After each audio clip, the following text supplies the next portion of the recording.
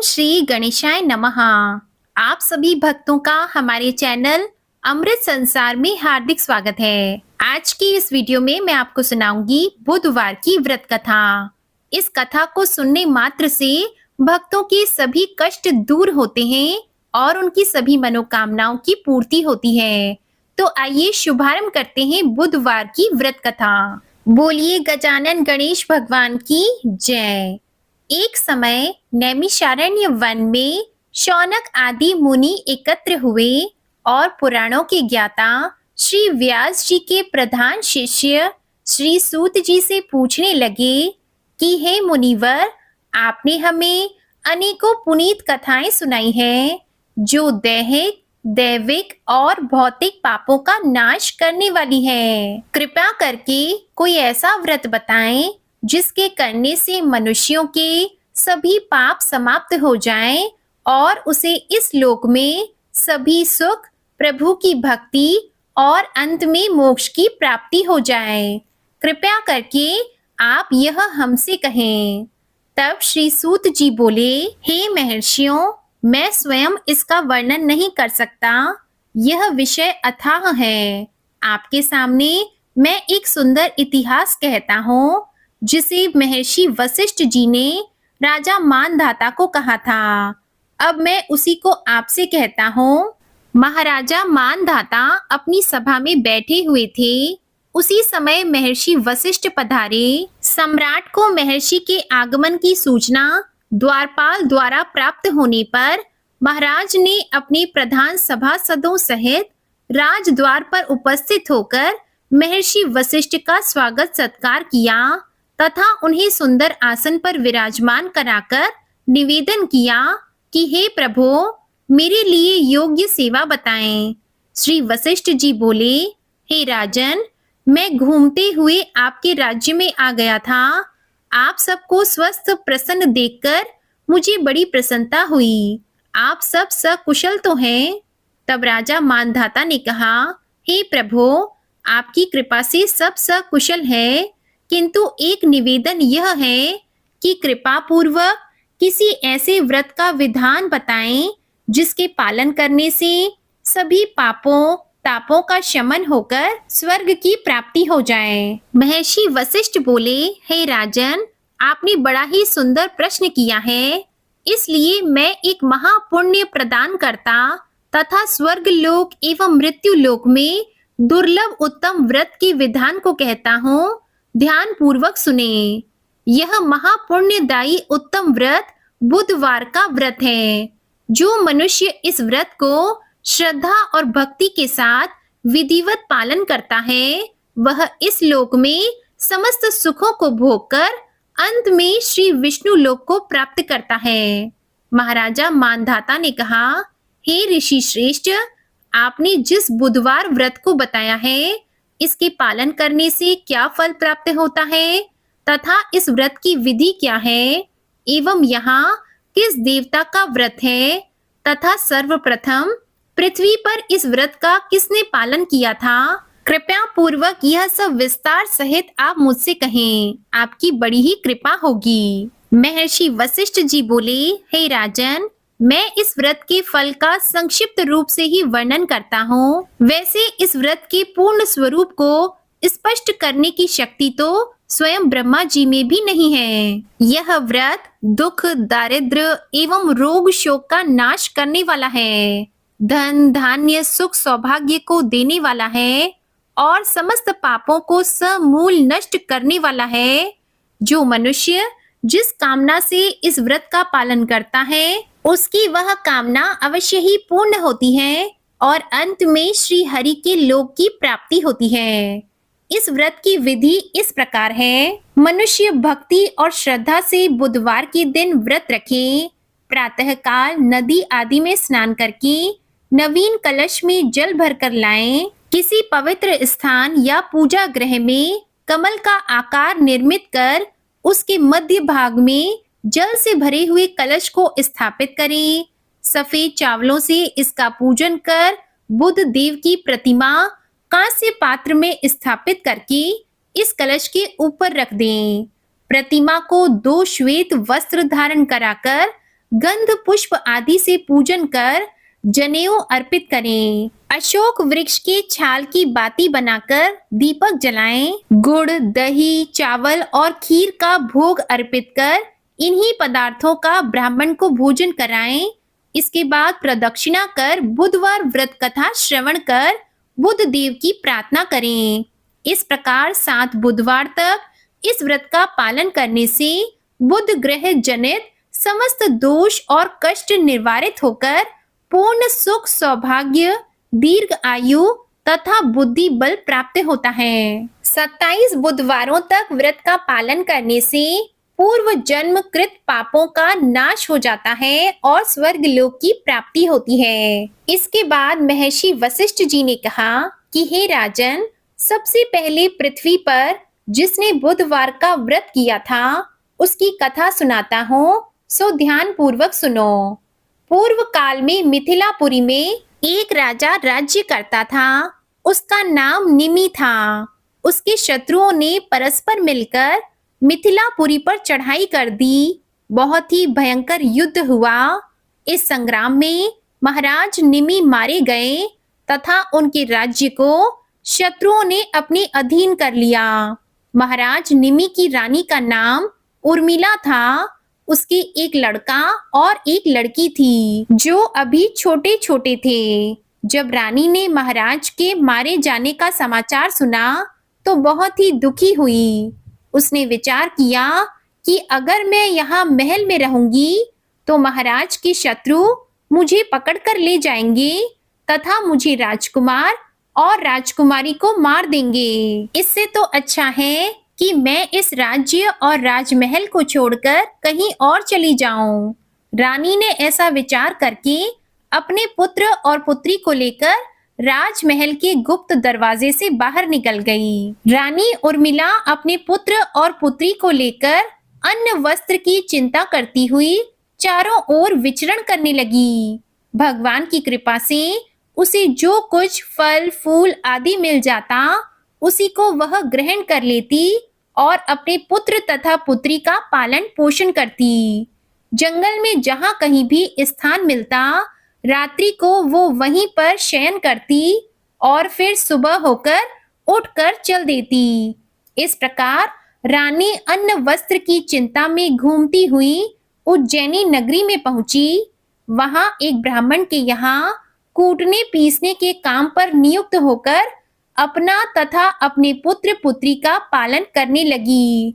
कुछ वर्षों बाद रानी का देहांत हो गया। ब्राह्मण ने इस बालक के शरीर के चिन्ह तथा हस्त रेखा देखकर अनुमान लगा लिया कि वह राजपुत्र है और एक न एक दिन अवश्य राजा बनेगा, परंतु अभी उसका भाग्य इसका साथ नहीं दे रहा है। ब्राह्मण ने राजकुमार को बुधवार का व्रत बताया। राजकुमार श्रद्धा और भक्ति पूर्वक बुधवार का व्रत करने लगा। व्रत के प्रभाव से बुध देव प्रसन्न हो गए और उसके पुराने राज्य मिथिला नगरी की प्रजा ने विद्रोह कर दिया।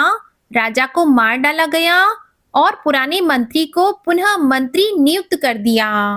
मंत्री ने आज्ञा दी, जहां भी महारानी एवं राजकुमार हो उनकी तलाश की जाए और उनको राज सिंहासन पर बिठाया जाए। मंत्री जी ने अनेकों दूतों को राजपुत्र और राजकन्या की तलाश में भेजा। दूत विचरण करते करते उज्जैनी नगरी में पहुंचे। राजकुमार को तलाश लिया और उनको लेकर मिथिला लौट आए। मिथिला नगरी की प्रजा और मंत्री सभी अपने राजकुमार को पाकर बहुत प्रसन्न हुए। राजकुमार को सिंहासन पर बिठाया और बहुत खुशी मनाई गई। राजकुमार को अपना राज्य वापस मिल गया तो उसने उज्जैन से ब्राह्मणों को बुलवाकर राजगुरु के पद पर नियुक्त किया। राजकुमार ने अपनी बहन श्यामला का विवाह धर्मराज के साथ कर दिया तथा दहेज में काफी धन दिया। श्यामला धर्मराज को पति के रूप में पाकर बहुत ही प्रसन्न हुई।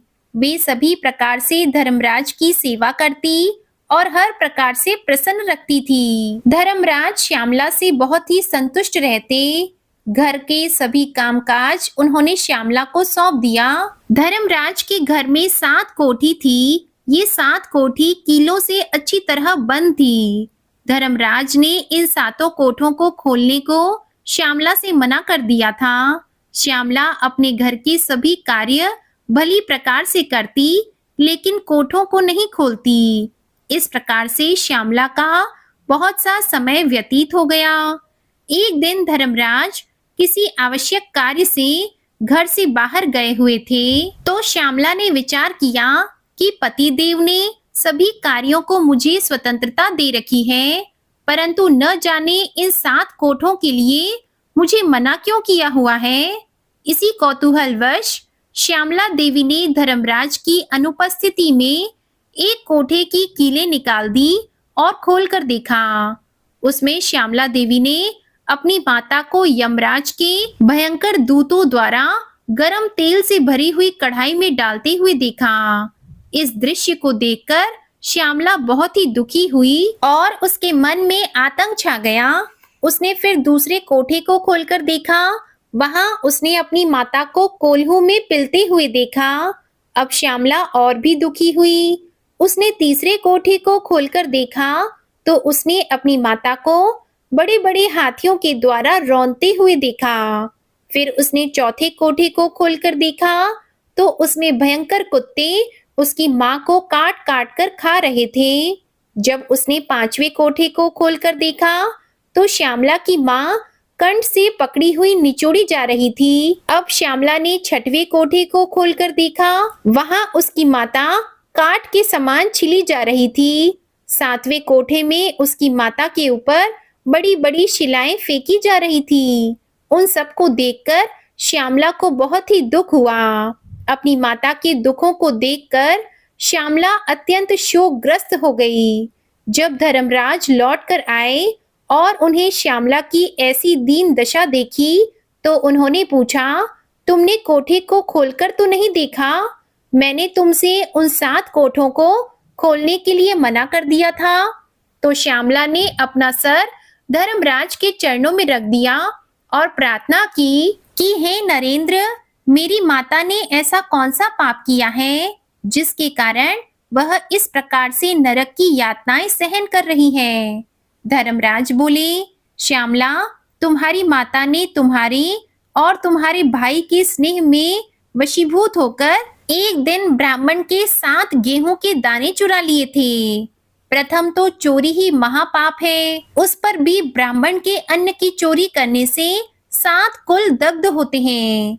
इसी से तुम्हारी माँ 7 प्रकार के नरक भोग रही है।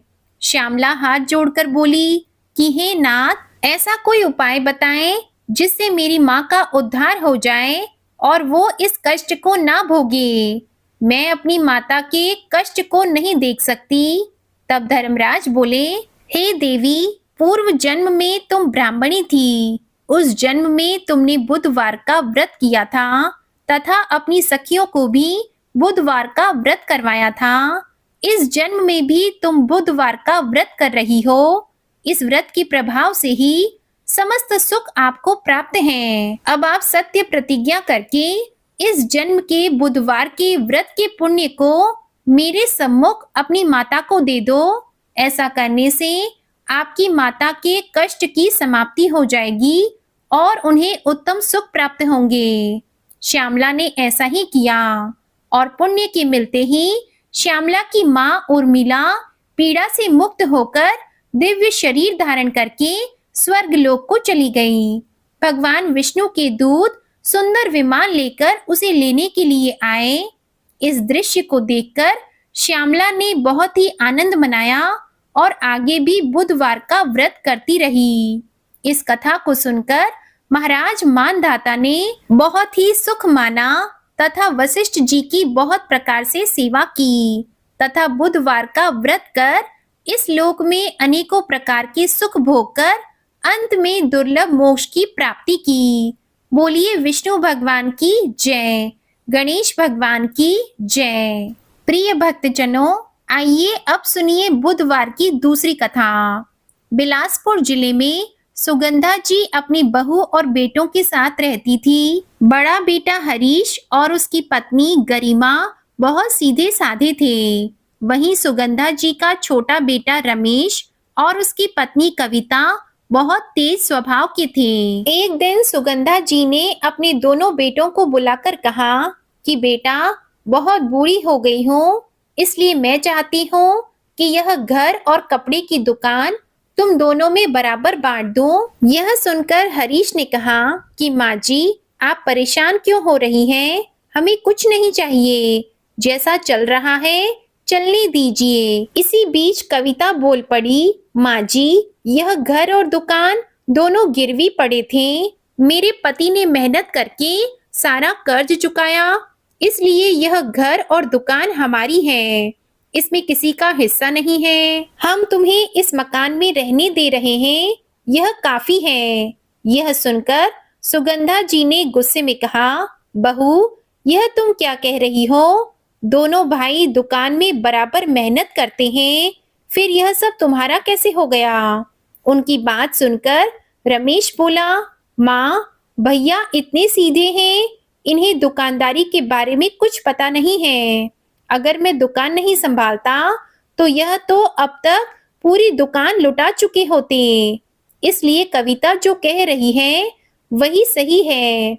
आप सबको यहाँ रहना है तो रहो, नहीं तो आपकी मर्जी। यह सुनकर सुगंधा जी रोने लगी। तब गरिमा ने कहा, माता जी, आप क्यों रो रही हो? जो हमारी किस्मत में है वही सब आप इन्हें दे दीजिए और हमारे साथ चलिए। सुगंधा जी और हरीश ने गरिमा की बात मान ली। तब सुगंधा जी ने कहा, ठीक है, मैं अपना सब कुछ छोड़ देती हूँ, लेकिन अपने गणपति जी को इस घर में नहीं छोड़ सकती। मैं दिन रात उनकी पूजा करती हूँ। बहू, मुझे तुझसे कुछ नहीं चाहिए, बस गणपति जी की मूर्ति मुझे दे दो। तब कविता ने कहा कि हाँ माँ जी, आप ले जाइए अपने गणपति जी को, वैसे भी मेरे पास पूजा पाठ करने का समय नहीं है। गणपति जी की मूर्ति लेकर तीनों घर छोड़कर चले गए। हरीश बहुत परेशान था। वह सोच रहा था कि अपनी माँ और पत्नी को कहाँ लेकर जाऊं। इसी सोच विचार में वे तीनों चलते चलते एक पेड़ के नीचे जाकर बैठ गए। हरीश बहुत परेशान था। उसे परेशान देखकर गरिमा ने उससे कहा, आप क्यों परेशान हो रहे हो? सब ठीक हो जाएगा। लेकिन जब विघ्नहर्ता साथ हो तो विघ्न कैसे रह सकता है? कुछ समय बाद गांव के मुखिया वहां आए। उन्होंने पूछा, आप लोग कौन हैं? हमने आपको पहले इस गांव में नहीं देखा। हरीश ने उन्हें सारी बात बता दी। मुखिया ने सुगंधा जी के हाथ में गणेश जी की मूर्ति देखी और वे सारी बात समझ गए। उन्होंने हरीश से कहा, आप इस गांव में रह सकते हैं। मेरे खेतों के पास छोटी सी झोपड़ी है, वह आप रख लीजिए। गणपति जी को भी वहां पर स्थापित कर लीजिए। साथ ही दिन में मेरे खेतों में काम करना और रात में उनकी रखवाली कर लेना। जिसके बदले मैं तुम्हें मजदूरी दे दूंगा, उससे तुम्हारा गुजार बसर हो जाएगा। यह सुनकर सुगंधा जी ने कहा कि मुझे अपने गणपति जी पर विश्वास था और उन्होंने एक ही पल में सारे विघ्न हर लिए। तीनों झोपड़ी में रहने लगे और हरीश मुखिया के खेतों पर काम करने लगा। एक दिन सुगंधा जी पूजा कर रही थी, तभी वह रोने लगी। उन्होंने रोते रोते गणेश जी से कहा, प्रभु, हम कितने सुख में रहते थे और आज मेरे बेटे बहू के सीधेपन के कारण हमारी यह दुर्दशा हो गई। क्या इस संसार में सीधे साधे को ऐसे ही कष्ट भोगने पड़ते हैं? तभी सुगंधा जी ने एक आवाज सुनी और वे झोपड़ी से बाहर आ गई। तो उन्होंने देखा बाहर एक औरत अपने सुंदर से बच्चे के साथ खड़ी थी। पूछने पर उस औरत ने बताया, माँ जी, यह मेरा बेटा बड़ा जिद्दी है, इसे खीर बहुत पसंद है। मैं इसे खीर बनाकर देती हूँ, लेकिन आज ये जिद कर रहा है कि इसे दादी माँ के हाथ से ही खीर खानी है। मेरे तो सास है नहीं, आप इसके लिए खीर बना सकती हैं? सुगंधा जी ने कहा, हाँ क्यों नहीं, मैं इसके लिए अभी खीर बना देती हूँ। यह सुनकर नन्हा बालक बोला, नहीं दादी, मुझे बुधवार के दिन खीर खानी है। आप बुधवार के दिन खीर बनाकर रख देना, लेकिन जब तक मैं खीर ना खाऊं आप भी कुछ मत खाना। उसकी प्यारी सी बोली सुनकर सुगंधा जी ने कहा, ठीक है मेरे बेटे, जैसा तुम चाहो, बुधवार के दिन तुम्हारे लिए खीर बना दूंगी, लेकिन तुम भूल मत जाना। यह सुनकर दोनों माँ बेटे मुस्कुराते हुए चले गए। बुधवार के दिन सुगंधा जी ने खीर बनाई और उस बालक का इंतजार करने लगी। सुबह से शाम हो गई, लेकिन कोई नहीं आया। शाम को गरिमा ने कहा, माँ जी, लगता है वह बालक भूल गया, आप खाना खा लीजिए, अब वह नहीं आएगा। यह सुनकर सुगंधा जी ने कहा, ठीक है बहू, खाना लगा दे, आज तो पूरे दिन का उपवास हो गया। सुगंधा जी ने गणपति जी को खीर का भोग लगाया और भोजन करने बैठ गई। तभी वह बालक आ गया। उसने कहा, दादी माँ, मैंने कहा था पहले मुझे खिलाना, आप तो खाने बैठ गई।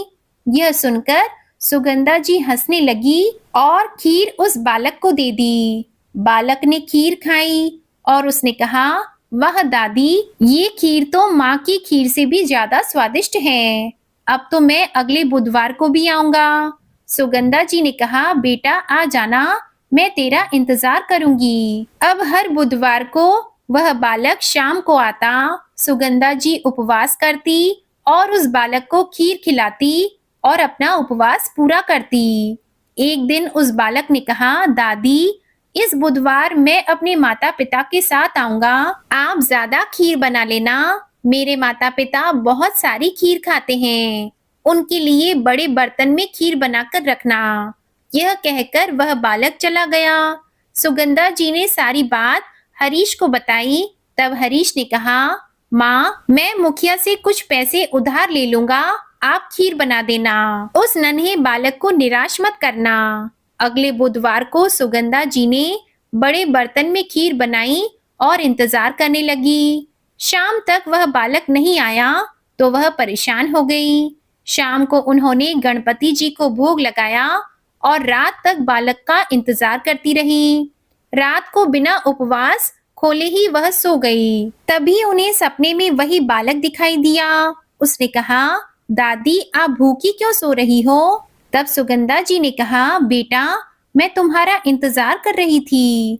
तब उस बालक ने कहा कि दादी, मैंने तो खीर खा ली, यह देखो। तभी वह बालक गणेश जी के रूप में प्रकट हो गए। सुगंधा जी उन्हें देखकर रोने लगी और उन्होंने कहा, आप मुझे दर्शन देने आए और मैं आपको पहचान नहीं सकी।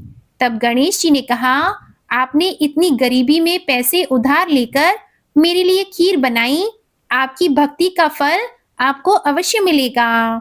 यह कहकर गणेश जी मुस्कुराने लगे। कुछ देर बाद सुगंधा की आंख खुली तो सवेरा हो चुका था। उन्होंने जाकर खीर का बर्तन खोला तो उसमें सोने, चांदी और हीरे और सोने के सिक्के भरे हुए थे। हरीश और गरिमा भी यह देखकर हैरान रह गए। सुगंधा जी ने उन्हें सारी बात बताई। इसके बाद हरीश ने गांव में जमीन खरीदी और अपने खेतों पर काम शुरू किया। इसी के साथ बड़ा सा मकान भी बनाया। एक दिन रमेश और कविता सुगंधा जी के घर आए और रोने लगे। कविता ने कहा, माँ जी, हमें माफ कर दीजिए, गणपति जी का अनादर करने के कारण हम बर्बाद हो गए, दुकान में चोरी हो गई, घर को हमने गिरवी रख दिया जिससे कुछ कारोबार कर सके, लेकिन कुछ नहीं हो सका। सुगंधा जी ने उन्हें मना कर दिया, लेकिन हरीश और गरिमा ने उन्हें अपने घर में रख लिया। इसके बाद हरीश ने अपना पुराना घर भी वापस ले लिया। इसी तरह सभी हंसी खुशी एक साथ रहने लगे। हे गणपति भगवान, इसी तरह अपने भक्तों के विघ्न हरते रहना। प्रिय भक्तों, ये कथाएं आपको कैसी लगी ये कमेंट बॉक्स में जरूर बताइएगा और चैनल भी सब्सक्राइब कीजिएगा। प्रेम से बोलिए गौरी पुत्र गणेश भगवान जी की जय।